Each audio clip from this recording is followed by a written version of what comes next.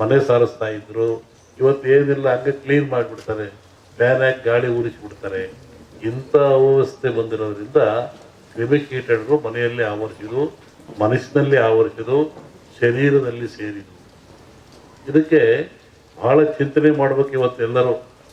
ಇನ್ನೊಂದು ರೂಪ ತಗೊಳುತ್ತೆ, ಇದು ಗಾಳಿ ರೂಪಕ್ಕೆ ಬರುತ್ತೆ ಮುಂದೆ. ನಿನ್ನೆ ಹೇಳಿದ್ದೀನಿ ನಾನು, ಇದು ಗಾಳಿ ಮಧ್ಯಮವಾದರೂ ತೂಕವಾಗಿದೆ. ಮುಂದೆ ಬರುವಂಥದ್ದು ಗಾಳಿ ರೂಪವನ್ನು ತಗೊಳುತ್ತೆ. ಯಾಕೆ ನನ್ನ ಹತ್ರ ಕೇಳಿರಲ್ಲ. ನಿನ್ನೆ ಒಂದು ಖಾಸಗಿ ಕಾರ್ಯಕ್ರಮದಲ್ಲಿ ಬೆಂಗಳೂರಿನಲ್ಲಿ ಸಿದ್ದರಾಮಯ್ಯ ನಾವು ಮಾತಾಡ್ತಾ ಇದ್ವಿ. ಅವ್ರು ಹೇಳಿದರು, ನನಗೂ ಕೊರೋನಾ ಬಂದ್ಬಿಡುತ್ತೆ ಗುರುಗಳೇ, ನಿಮ್ಮ ಟಿ ವಿ ನೋಡಿದೆ ಇನ್ನೂ 3 ವರ್ಷ ಹೋಗಲ್ಲ ಅಂತೀರಾ, ಹೆಂಗೆ ಮಾಡೋಣ ಅಂತ ಹೀಗೆ ತಮಾಷೆ ಮಾಡ್ತಾ ಕೂತಿದ್ವಿ. ಹಾಗೆ ಗಾಳಿ ರೂಪದಲ್ಲಿ ಏನಾಗ್ತದೆ, ಪ್ರೇತ ಬಾಧೆಯಲ್ಲಿ ಯಾಕೆ ಬರ್ತದೆ, ಎಲ್ಲವಕ್ಕೊಂದು ವೈಜ್ಞಾನಿಕ ಉತ್ತರವನ್ನು ಕೊಡಬೇಕು. ಕಂದಾಚಾರ ಉತ್ತರ ಕೊಟ್ಟರೆ ಏನು ಉಪಯೋಗ ಆಗಲ್ಲ. ಈ ನಮ್ಮಲ್ಲಿ ಸತ್ತವ್ರಿಗೆ ಏನು ಮಾಡ್ತೀರಿ, ಸಮಾಧಿ ಅಂತೀರ. ಯಾಕೆ ಸಮಾಧಿ? ಅದಕ್ಕೊಂದು ಧಾರ್ಮಿಕ ಆಚರಣೆ ಎಂದರು. ಇದ್ರ ಉದ್ದೇಶ ಏನು? ಮನುಷ್ಯ ಪ್ರಾಣ ಹೋದ ಮೇಲೆ, ಶರೀರ ಶವ ಆದಮೇಲೆ ಇಲ್ಲಿ ಬರುವಂಥ ಫಂಗಸ್ಗಳು, ಕೀಟಗಳು ಭಾಳ ಅಪಾಯಕಾರಿ. ಪ್ರಾಣಿಗಳ ದೇಹದಿಂದ ಬರುವಂಥ ಕೀಟಗಳಿಂದ ಮನುಷ್ಯನ ಸಿಲುಬರುವಂಥ ಕ್ರಿಮಿಗಳು ಭಾಳ ಅಪಾಯಕಾರಿ. ಅದಕ್ಕೆ ನಮ್ಮವ್ರು ಹಿಂದೆ ಏನಂದ್ರು, ಮುಚ್ಚಪ್ಪ ಸಮಾಧಿ ಮಾಡು ಅಂದರು. ಎಷ್ಟು ಗುಂಡಿ ತೆಗೀರಿ, ಅದ್ರ ಕೆಳಗೆ ಕುಂಡಿಸ್ರಿ, ಆಮೇಲೆ ಬಸರು ಗಟ್ಟಿ ಹಾಕ್ರಿ, ಮುಚ್ಚಿರಿ, ತುಳಿರಿ ಅಂದರು. ಆಮೇಲೆ ಸುಟ್ಟು ಹಾಕ್ರಿ ಅಂದರು, ಸುಟ್ಟು ಬಿಡ್ರಿ ದೇಹನ ಅಂದರು. ಇದು ಧಾರ್ಮಿಕ ಪರಂಪರೆ ಆದರೂ ಒಂದು ಆರೋಗ್ಯದ ಒಂದು ಮೌಲ್ಯವಾಗಿರ್ತಕ್ಕಂಥದ್ದು. ಇವತ್ತು ಮೊನ್ನೆ ಏನು ಮಾಡಿದರು, ಲಕ್ಷಾಂತರ ಜನ ಸಾವು ತಂದರು.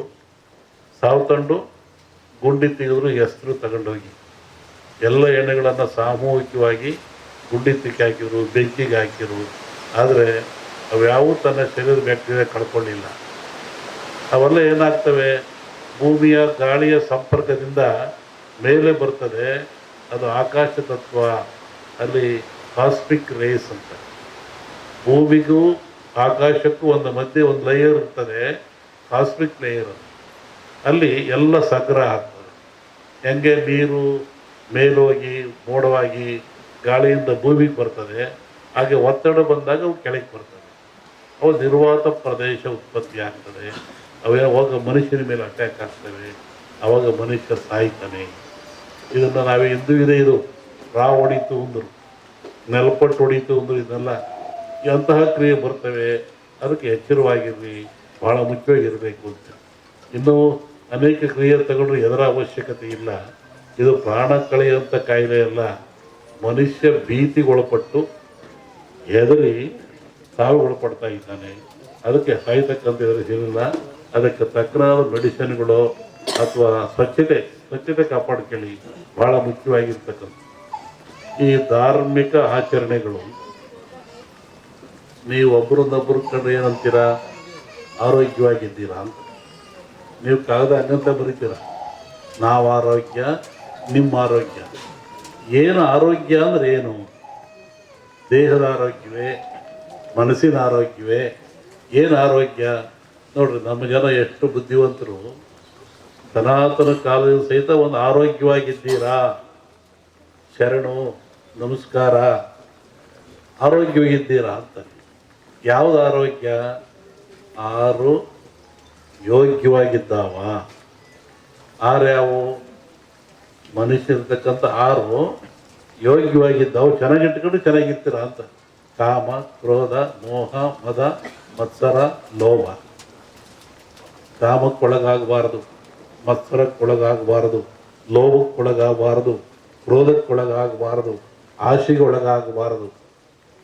ಈ 6 ಚೆನ್ನಾಗಿಟ್ಕೊಳ್ಳಿ.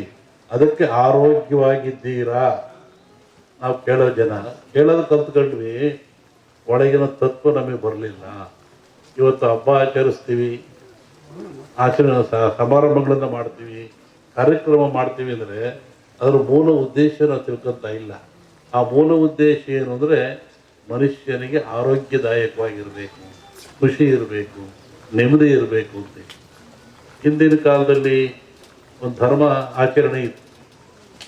ಗುರುಗಳು ಭಕ್ತನ ಉದ್ಧಾರಕ್ಕಾಗಿ ಸಮಾಜದ ಶ್ರೇಯಸ್ಸಿಗಾಗಿ ತಾನೇ ನೋವು ತಗೊಳ್ತಾ ಇದ್ದ. ಹೇಗೆ ನೋಡಿ, ಈ ಭಾಗದಲ್ಲಿ ಕಮ್ಮಿ. ಅದು ಉತ್ತರ ಕರ್ನಾಟಕ ಹೋದರೆ ಜಂಗಿನವ್ರು ಕುಂತ ಇದ್ರು. ಒಬ್ಬ ಕಾಲಿಗೆ ಜಂಗ್ ಕೊಟ್ಕೊಳ್ಳೋದು, ಮನೆಗೆ ಬರೋದು. ಬೆಳಿಗ್ಗೆ 6 ಗಂಟೆ ಹೊತ್ತಿಗೆ ಬರ್ತಾ ಇದ್ದ. ಅಲ್ಲಿ ಬಂದು ಜಂಗ್ ಶಬ್ದ ಮಾಡೋವನು, ಅವು ಒಳಗೆ ಹೋಗೋವನು ನೋಡ್ತಾ ಇದ್ದ. ಏನು ಇವರು ಬಾಗಿಲು ಸಾರಿಸಿದಾರೋ ಇಲ್ವೋ, ಇವರು ಸ್ನಾನ ಮಾಡಿದಾರೋ ಇಲ್ವೋ, ಇವರು ಬೇಗ ಎದ್ದಿರೋ ಇಲ್ವೋ, ಇವ್ರ ಮನೆಯಲ್ಲಿ ಸ್ವಚ್ಛತೆ ಇದೆ ಇಲ್ವೋ ನೋಡುವಂತ. ಅವನಿಗೇನು ಅಲ್ಲಿ ಹಿಟ್ಟಿಡ್ತಾ ಇದ್ರು, ಜೋಳದ ಹಿಟ್ಟು. ಒಂದೇ ಇಡಿ ಹಿಟ್ಟು ತಗೊಳ್ಳೋದು, ಜಾಸ್ತಿ ತಗೊಳಂಗಿಲ್ಲ. ಕಾಯಿಕ ದಾಸೋಗ ಅಂತ ಒಂದಿಡಿ ಜೋಳದ ಹಿಟ್ಟು ತಗೊಳ್ಳೋದು, ಜೋಳಿಗೆ ಹಾಕಿರೋದು. ಈಗ ಎಲ್ಲಾರ ಮನೆಗೂ ಹೋಗ್ತಾ ಇದ್ದ ಅವನು. ಎಲ್ಲರ ಮನೆಗೂ, ಯಾರ ಮನೆಗೆ ಎದ್ದಿಲ್ಲ ಹೇಳೋನು, ಎದಲ್ರಿ, ಸ್ನಾನ ಮಾಡ್ರಿ, ಬಾಗಿಲು ಸಾರಿಸ್ರಿ, ಅಡುಗೆ ಮನೆ ಸ್ವಚ್ಛರಿ, ಪಾತ್ರೆ ಬೆಳೆದ್ರಿ, ಮಕ್ಕಳಿಗೆ ಸ್ನಾನ ಮಾಡಿಸ್ರಿ ಹೇಳ್ತಾ ಇದ್ರು. ಅವರು ಮಾಡಲಿಲ್ಲ, ಕೆಲವರು ಬಿಟ್ಟು. ಅದಕ್ಕೆ ಏನು ಮಾಡ್ತಾ ಇದ್ರು, ಅಲ್ಲೊಬ್ಬ ಮಠಸ್ಥರು, ಸ್ವಾಮಿಗಳು, ಮಠ ಅಂತ ಇರ್ತಾ ಇದ್ರು. ಅವ್ರಿಗೆ ಹೇಳ್ತಾ ಇದ್ರು, ನೋಡಿ ಇಂಥವ್ರ ಮನೆಗೆ ಹೋಗಿದ್ದೆ, ಅವ್ರು ಎದ್ದಿಲ್ಲ, ಬಾಗಿಲು ಸಾರಿಸಿಲ್ಲ, ಸ್ನಾನ ಮಾಡಿಲ್ಲ. ಅವಾಗ ಅವರೇನು ಮಾಡಿರೋರು, ಶಸ್ತ್ರ ಪವಾಡ ಅಂತ ಕಳ್ಸರು, ಮುಳ್ಳಾವಿಗೆ. ಇವತ್ತು ಅವೆಲ್ಲ ಒಂದು ಆಡಂಬರದ ವಸ್ತುವಾಗಿಬಿಟ್ಟಿದ್ದಾವೆ. ಒಬ್ಬ ಬರೋನು, ಗಂಟೆ ಅಲ್ಲಾಡಿಸೋನು, ಮನೆ ಮುಂದೆ ಮುಳ್ಳಾವಿಗೆ ಮೇಲೆ ನಿಂತ್ಕೊಳ್ಳೋನು. ಮುಳ್ಳಾವಿಗೆ ಮೇಲೆ ನಿಂತ್ಕೊಂಡ್ರೆ ನೋವು ಯಾರಿಗೆ? ನಿಂತವನಿಗೆ. ಗಂಟೆ ಅಲ್ಲಾಡಿಸ್ ಜನವೆಲ್ಲ ನೋಡ್ತಾ ಇದ್ರು. ಯಾಕೆ ನಿಂತ್ಕೊಂಡಿದ್ದೀರಿ ಸ್ವಾಮಿ, ಏನು ಕೆಲಸ? ನೋಡಿ, ಇವ್ರು ಬೆಳಿಗ್ಗೆ ಬೇಗ ಹೇಳ್ತಾ ಇಲ್ವಂತೆ, ಇವರು ಸ್ನಾನ ಮಾಡಲ್ವಂತೆ, ಇವ್ರ ಮಕ್ಳಿಗೆ ಸ್ನಾನ ಮಾಡಿಸಲ್ವಂತೆ, ಎದ್ದುಗಳು ಹಂಗೆ ಕಾಫಿ ಕುಡಿತಾರಂತೆ, ಯಾವುದೋ ಆಚರಣೆ ಇಲ್ವಂತೆ. ಅದಕ್ಕೆ ನಾನು ಮುಳ್ಳಾಗಿ ನಿಂತ್ಕೊಂಡು ಗಂಟೆಯಲ್ಲಿ ಆಡಿಸ್ತಾ ಇದ್ದೆ. ಒಬ್ಬ ಭಕ್ತನ ಉದ್ಧಾರಕ್ಕಾಗಿ ಒಂದು ಸಮಾಜದ ಏಳಿಗೆ ಎಂಥ ವ್ಯವಸ್ಥೆ ಇಟ್ಟಿತ್ತು ಸಮಾಜ ಹಿಂದೆ. ಒಬ್ಬ ಗುರು ಬಂದು ನೋವು ತಗೊಳ್ತಾ ಇದ್ದ. ಅವಾಗ ಅವನು ಬಂದು, ಇಲ್ಲ ಸ್ವಾಮಿ, ಇನ್ಮೇಲೆ ಹಂಗೆ ಮಾಡಲ್ಲ ನಾನು ಅಂತೇಳಿ ಅವ್ರಿಗೆ ನಮಸ್ಕಾರ ಮಾಡಿ 4 ಕಾಣಿ ಕೊಡ್ತಾ ಇದ್ದ. ನೋಡಿ, ಕಾಯಕ ಸಿಕ್ಕಾಪಟ್ಟ ದುಡ್ಡು ತಗೊಳಂಗಿಲ್ಲ.